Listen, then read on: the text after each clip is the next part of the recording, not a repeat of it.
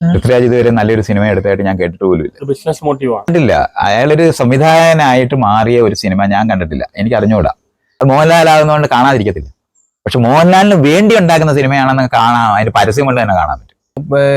Rifle club എന്റെ ഒരു പടം ഇറങ്ങിയിട്ടുണ്ടായിരുന്നു, കണ്ടിട്ടുണ്ടായിരുന്നു. അത് കണ്ടില്ല. അത് എനിക്ക് അതിന്റെ പോസ്റ്റർ ഒക്കെ കണ്ടപ്പോ തന്നെ അതൊരു വയലൻസിനെ പ്രൊമോട്ട് ചെയ്യുന്നതാണെന്ന് എനിക്ക് ഫീൽ ചെയ്തു.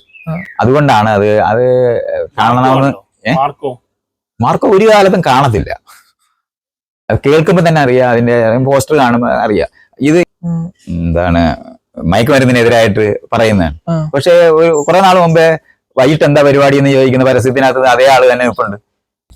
അത് മമ്മൂട്ടി അങ്ങനെ തന്നെയാണ്. അല്ലാതെ എനിക്ക് അവരെ പറ്റി ഒന്നും ഒരു സങ്കല്പവും ഇല്ല. അങ്ങനെ അവരാരെങ്കിലും സാമൂഹിക പ്രവർത്തനം ചെയ്യുന്നവരോ അതിനുവേണ്ടി ലോകത്തിനെ മാറ്റാൻ ശ്രമിക്കുന്നവരാണെന്ന് വിചാരിക്കുന്നില്ല. അല്ല, എനിക്ക് മോഹൻലാലിന് ഭ്രാന്തുണ്ടായിരിക്കും. അതുകൊണ്ടാണ് താൻ ഈ ചോദ്യം വീണ്ടും ചോദിച്ചുകൊണ്ടിരിക്കുന്നത്. മൈത്രേയൻ ലാലേട്ടന്റെ അഭിനയം ഭയങ്കര ഇഷ്ടമാണെന്ന് പറഞ്ഞു. ഇപ്പൊ മലയാളികൾ ഈ വർഷം ഏറ്റവും കൂടുതൽ കാത്തിരിക്കുന്നത് പടമാണ്. ഇപ്പൊ രണ്ട് മൂന്നാഴ്ചയായിട്ട് ഭയങ്കരമായിട്ട് ചർച്ച ആവുന്നത് എമ്പുരാനാണ്. ഇപ്പൊ എമ്പുരാൻ പോലത്തെ പടത്തിനെ കുറിച്ചിട്ട് അതിന് കാണാൻ പോവോ, അല്ലെങ്കിൽ അതിനോട് ഒരു പ്രതീക്ഷയുണ്ടോ ഇല്ല, ഞാൻ അങ്ങനത്തെ ഈ ഏരിയയില് വരുന്നതിനെ കാത്തിരിക്കുന്ന ഒരാളല്ല. വന്നിട്ട് ആളുകള് റിവ്യൂ എഴുതുകയും പറയുകയൊക്കെ ചെയ്യും. എനിക്ക് തന്നെ സിനിമയെ പറ്റി ധാരണയുള്ള സിനിമ സിനിമയുടെ കണ്ട് സംസ്കാരം ഉണ്ടാക്കേണ്ടതുണ്ട്. അങ്ങനെ ഉണ്ടാക്കിയ ആൾക്കാർ ഇതിന്റെ മുകളിലൊക്കെ എഴുതുകയും പറയുകയും ചെയ്യുന്നതും കൂടെ വായിച്ചിട്ടായിരിക്കും ഞാൻ കാണുന്നത്. ഞാൻ മോഹൻലാലിന്റെ പടം കാണാൻ പോകത്തില്ല, മമ്മൂട്ടിയുടെ സിനിമ കാണാൻ പോകത്തില്ല. സിനിമ വന്നതിന് ശേഷം ആ സിനിമകള് ആളുകൾ ഡിസ്കസ് ചെയ്യുകയും പറയുകയും ചെയ്യുന്ന സമയത്ത് അത് കാണണോ വേണ്ട എന്ന് തീരുമാനിക്കുന്നപ്പോൾ അങ്ങനെ ഞാൻ പോകുള്ളൂ. അല്ല, ഇപ്പൊ എമ്പുരാന്റെ കുറെ പോസ്റ്റേഴ്സ് കാര്യങ്ങൾ അങ്ങനെ അത് ഒരു പോസ്റ്ററും കണ്ട് ഞാൻ പോകത്തില്ല. അത് പോസ്റ്റർ കണ്ടിട്ടുണ്ടായിരുന്നു. കാരണം ഒരെണ്ണോ രണ്ടെണ്ണോ ഞാൻ സോഷ്യൽ മീഡിയയിൽ ഇങ്ങനെ ഇയാൾ ഈ പറയുന്ന പോലെയുള്ള ചോദ്യമൊക്കെ പറഞ്ഞിട്ട് തന്നെ ആൾക്കാർ പറഞ്ഞ് ഞാൻ കണ്ടിട്ടുണ്ട്. അത് കാരണം കൊണ്ടൊന്നും ഞാൻ കാണത്തില്ല. ഞാൻ സിനിമ ഇറങ്ങി ആളുകൾ കാണുമ്പോൾ അത് ഇന്ന ആളുകൾ അഭിനയിച്ചു, ഇന്ന ആളുടെ സിനിമ സംവിധായകൻ ആരാണെന്ന് പോലും അറിഞ്ഞുകൂടാതാണ് പലപ്പോഴും ആളുകൾ. മമ്മൂട്ടിക്കും മോഹൻലാലിനും സിനിമയില്ല. അവരുടെ അങ്ങനെ ഒരു സിനിമ ലോകത്തുണ്ടായിട്ടില്ല. അവർക്ക് വേണ്ടി ഉണ്ടാക്കിയ സിനിമകൾ ഉണ്ടായതാണ്, ഒരു കാലത്തും കാണത്തുമില്ല. അതുകൊണ്ടാണ് അതങ്ങനെ കാണാതായിപ്പോയത്. സിനിമ എടുക്കുന്ന ആൾക്കാർ അരവിന്ദിന്റെ സിനിമയെന്നും അടൂർ ഗോപാലകൃഷ്ണൻ സിനിമയെന്നും സത്യജിത്രയുടെ സിനിമയെന്നൊക്കെയായിരുന്നു നമ്മൾ അറിയപ്പെട്ടിരുന്നത്. ജോൺ അബ്രഹാമിന്റെ സിനിമ എന്നായിരുന്നു അറിയപ്പെട്ടിരുന്നത്. അതിനകത്ത് അഭിനയിക്കുന്നവരും കൂടെ ഇവരും കൂടെ ചേർന്നാൽ നല്ലതായിരിക്കും എന്ന് നമ്മൾ കാണാറുണ്ട്. എന്നുള്ളതല്ലാതെ മമ്മൂട്ടി മോഹൻലാലും സിനിമ ഉണ്ടാക്കുന്നില്ല.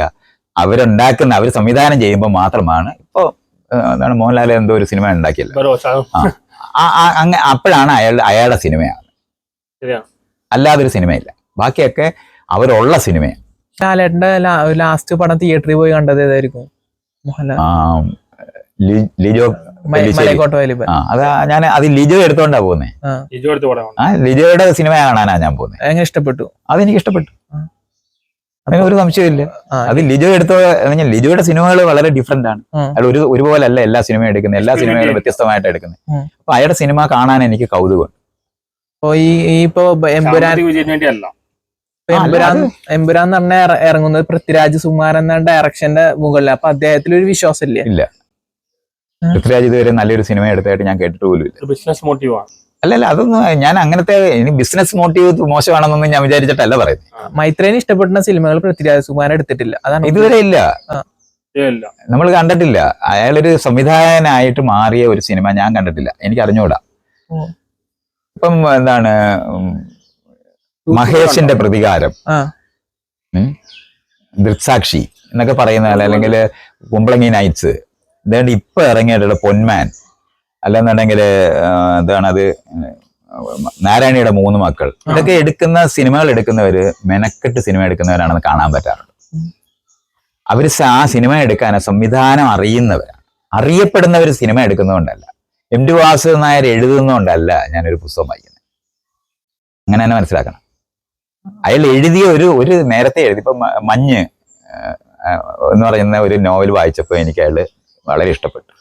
പക്ഷെ അതേസമയത്ത് അയാളുടെ അത് കഴിഞ്ഞിട്ടുള്ള ഇത് വായിക്കുമ്പം എനിക്ക് ആ നിലവാരം അനുഭവിച്ചിട്ടില്ലാത്ത ആളാണ്. രണ്ടാമഴ അത്ര മെച്ചപ്പെട്ടതാണെന്ന് വിചാരിക്കാത്ത ആളാണ്. ഇങ്ങനെ തന്നെയാണ് അത് കാണുന്നത്. എഴുതുന്നത് കൊണ്ട്, ഒരാൾ എഴുതുന്നത് കൊണ്ടല്ലേ. അവരെഴുതാൻ അറിയുന്നവരാണെന്ന് കാണുമ്പോൾ തന്നെ എല്ലാ സിനിമകളും എല്ലാ കവിതകളും എല്ലാ കഥകളും നല്ലതായിരിക്കും എന്ന് വിചാരിക്കുന്നില്ല. അതിന്റെ മെറിറ്റിൽ തന്നെ നമ്മൾ കാണുകയും കേൾക്കുകയും ചെയ്യും. പക്ഷെ അവരെഴുത്തുകാരാണെന്ന് അറിയുന്നതിന്റെ ഒരു സ്ഥലമുണ്ട്. അതുപോലെ തന്നെയാണ് മോഹൻലാൽ ഉണ്ടെങ്കിൽ എന്ന് പറഞ്ഞാൽ നല്ലൊരു സംവിധായകന്റെ കയ്യിലാണ് മോഹൻലാൽ ഉണ്ടെന്നുണ്ടെങ്കിൽ കണിശമായിട്ടും കാണും.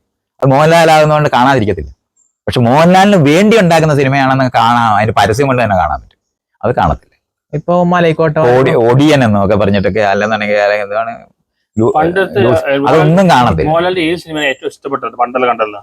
സതയം ഒക്കെ ഞാൻ എന്തിനാ ഈ ലോകദാസിന്റെ സിനിമകളല്ലേ, കിരീടം, അതൊക്കെ പറഞ്ഞിട്ട് തന്നെ എനിക്ക് കോരിത്തിരിക്കുന്നു.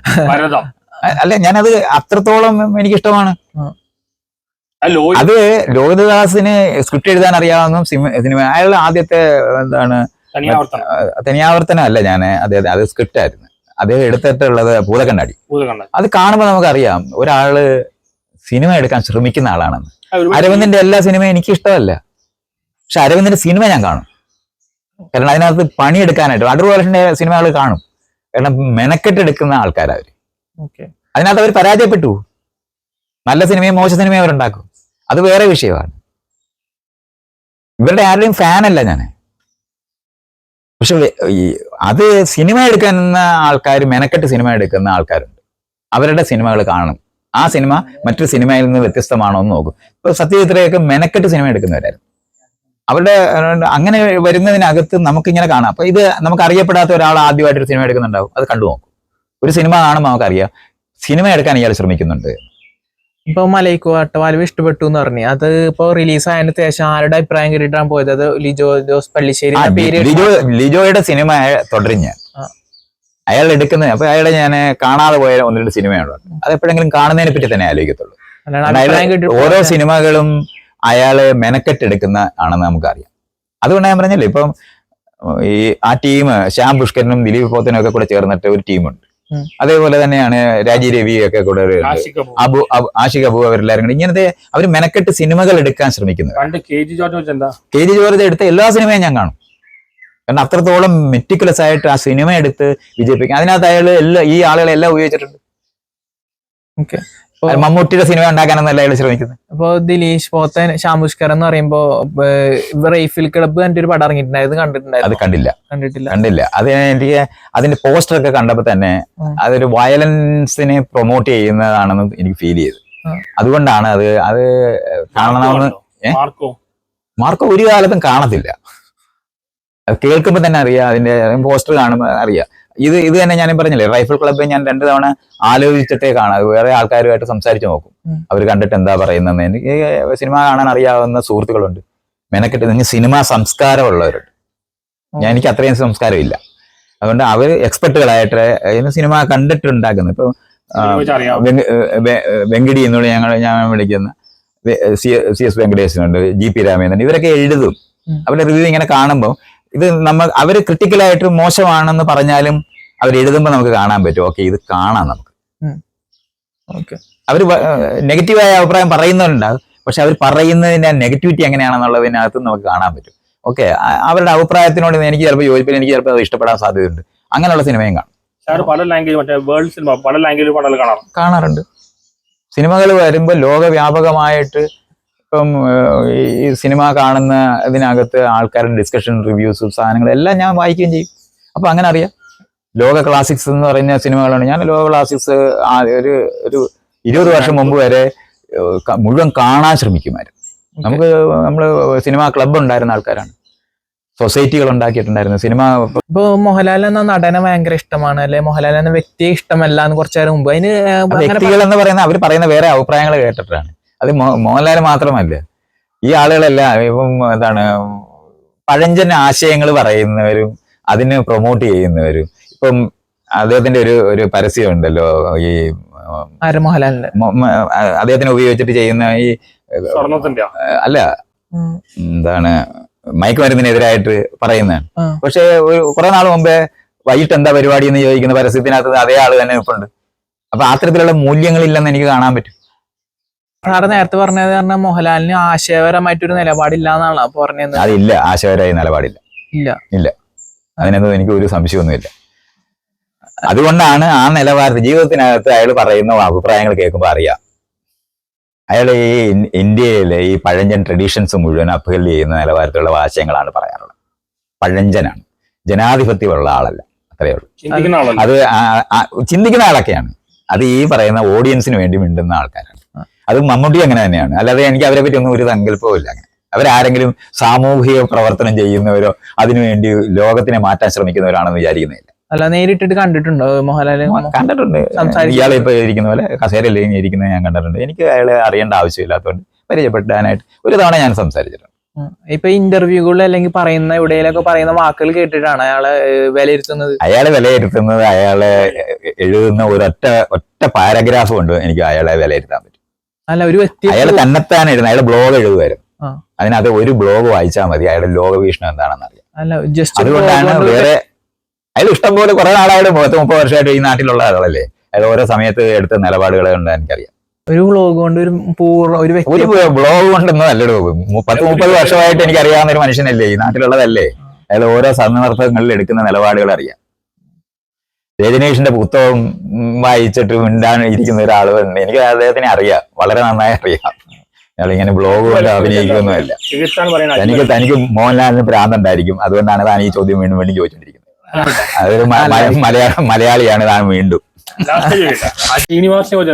അതായത് ആശയങ്ങളിൽ ആളും ശ്രീനിവാസിന്റെ സ്ക്രിപ്റ്റുകൾ എനിക്ക് വളരെ ഇഷ്ടമാണ്. സത്യൻ അന്തിക്കാടുമായിട്ട് എടുത്തിട്ടുള്ള കുറെ സിനിമകളുണ്ട്. അത് ഏറ്റവും ഭയങ്കര സിനിമയാണെന്ന്, പക്ഷെ അത് കാണാനും അതേ സമയത്ത് ക്രിട്ടിക്കലായിട്ട് കാണുന്ന അതിന്റെ തീമും പ്ലോട്ടും ഒക്കെ ഞാൻ വിമർശിക്കുന്ന സാധനങ്ങളുണ്ട്. പക്ഷെ മെനക്കെടുന്ന ആളാണ്. നല്ല സിനിമകൾ ഉണ്ടാക്കിയിടാൻ അയാൾ സ്വന്തമായിട്ട് ചെയ്യാൻ തുടങ്ങിയപ്പോൾ വടക്ക് നോക്കി യന്ത്രം ഉണ്ടാക്കിയ ആളാണ്. നല്ല സിനിമയായിരുന്നു. സന്ദേശം എനിക്ക് ഇഷ്ടമല്ല. കാരണം അത് ഈ ഇവിടുത്തെ ഒരു മലയാളി നേരത്തെ ഇയാൾ ചോദിക്കുന്ന പോലെ ഒരു ചോദ്യമാണ് പറയുന്ന ഒരു സിനിമ. അത് അത്ര ശരി ഇതല്ലാത്തതാണ്. ഒരു സോഷ്യൽ ക്രിട്ടിക്ക് അത്ര മെച്ചമല്ല.